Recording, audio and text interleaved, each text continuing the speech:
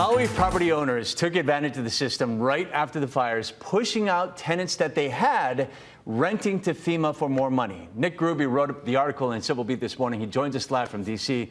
Good morning, Nick. Give us some context here. How much more money could these owners make doing this? Well, as we know, FEMA was offering vacation rental rates to property owners who are willing to house wildfire survivors. So, for example, we have contracts showing that a two-bedroom unit could fetch as much as $8,000 or more from FEMA, which typically on the long-term rental market, a two-bedroom would go for about $2,000 to $2,500. So we're talking about a pretty substantial increase. Yeah, wrong on so many levels. So this is despite an order from the governor to block evictions and price gouging. What did these owners tell their tenants? So this is actually a key point of the story.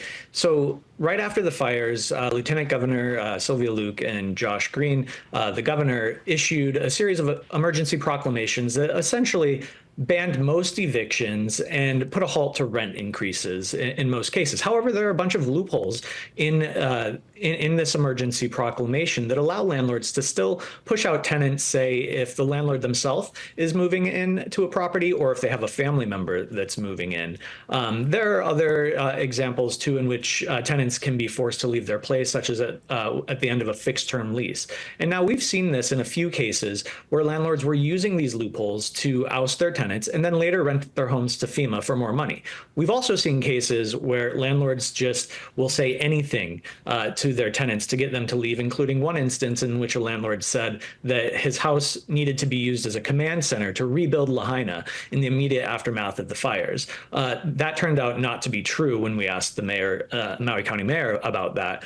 But what happened afterwards is once those tenants left, that landlord put that property back online and asked for $2,600 more per month to rent that place, which would be a violation of the proclamation. Yeah, okay, so what recourse do these renters have?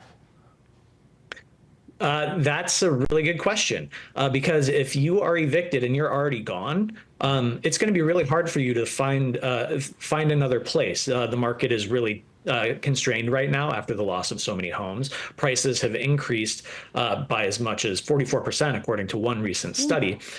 Now, they can go to the Hawaii Attorney General and file a complaint. But again, once you're out, you're out. Yeah. I know one of the other numbers you said, one of the families was booted. They were paying $1,900 a month. And the cheapest home they could find after that was twice what they were already paying. It's ridiculous. Okay, so now as we look forward, Nick, do you think we're going to see more people leave?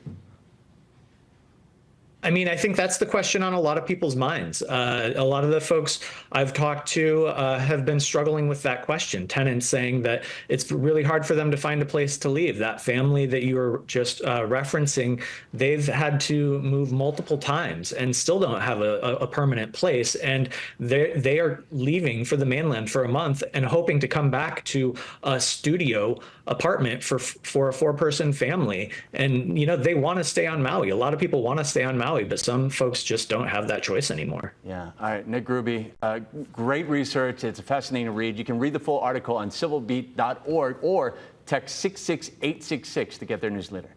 Thanks, Nick. Thank you.